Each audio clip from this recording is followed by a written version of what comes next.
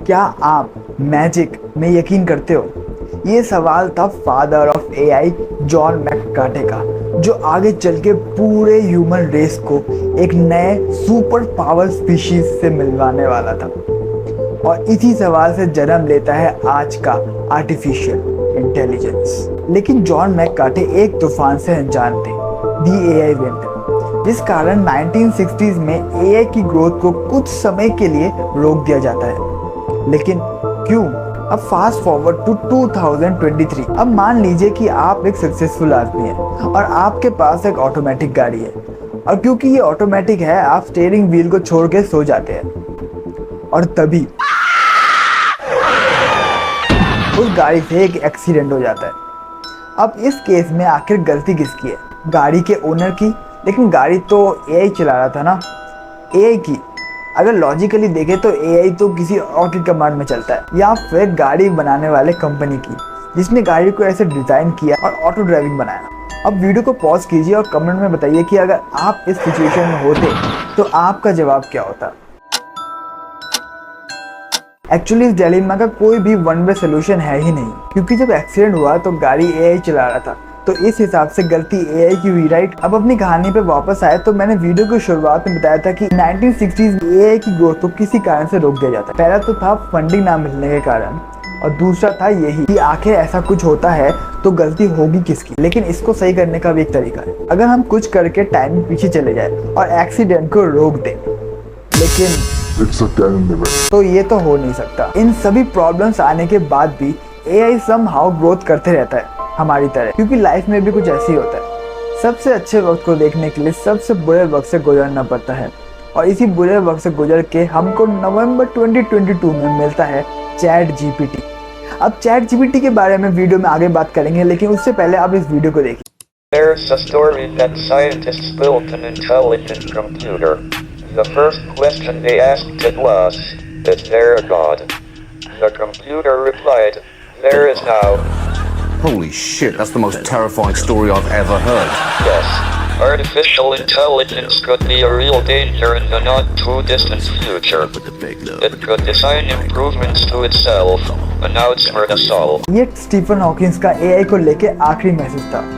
अब आंख बंद कर लेने से प्रॉब्लम्स खत्म तो नहीं हो जाती, लेकिन बड़ी जरूर हो जाती है।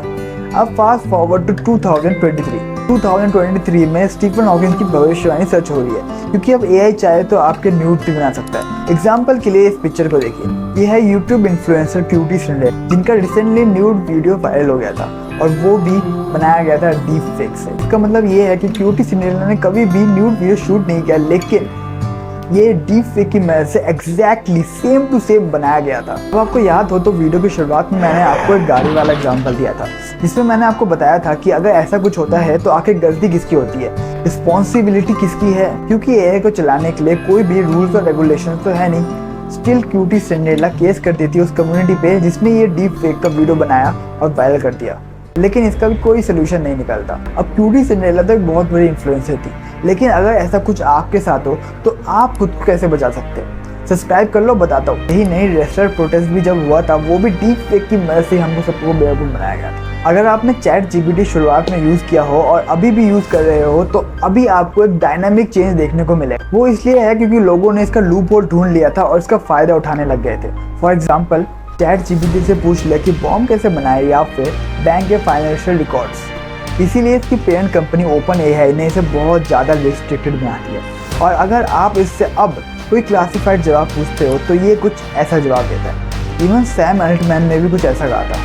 The US government might consider a combination of licensing and testing requirements for development and release of AI models above a threshold of capabilities. अब क्योंकि एआई के कोई रूल्स और रेगुलेशन नहीं है तो इन तीन चीज़ों का ध्यान रखना बहुत ज़रूरी है। और तीसरा वाला तो इतना इंपॉर्टेंट है कि अगर आपने पहले दोनों समझ लिए और तीसरा वाला नहीं समझा तो पहले दोनों का प्रिकॉशन रखना भी कोई फायदा नहीं देगा। ओके, पहला, अब कभी भी अगर आप किसी भी एआई बेस्ड ऐप या फिर वेबसाइट को लॉगिन करते हो तो अपने मेन आईडी से लॉगिन ना करके एक सेकेंडरी आईडी बना के रखो और उससे लॉगिन करो। फॉर एग्जाम्पल, ये यू वांना हैंग आउट, पूछ नहीं जा, ये मेरी आईडी है, सेकेंडरी आईडी। दूसरा, हमेशा एक प्रॉक्सी नेटवर्क को यूज़ करो जब भी एक एआई वेबसाइट को एक्सप्लोर करो, इससे आपका आईपी एड्रेस भी हिडन रहेगा और जब ढूंढने की बारी आएगी तब भी बहुत मुश्किल होगी। तीसरा और सबसे इम्पॉर्टेंट, पहले दो तो आसान थे, इन यूट्यूबर और इंस्टाग्राम इन्फ्लुएंसर की बात सुनकर कोई भी money making AI tool download मत करो, क्योंकि मैक्सिमम क्लिकबेट है। कुछ जेन्युइन भी है लेकिन मैक्सिमम क्लिकबेट है। अब कौन से जेन्युइन है ये पता कैसे लगा? फिगर नॉट मैंने 100 से भी ज़्यादा घंटे लगा के आपके लिए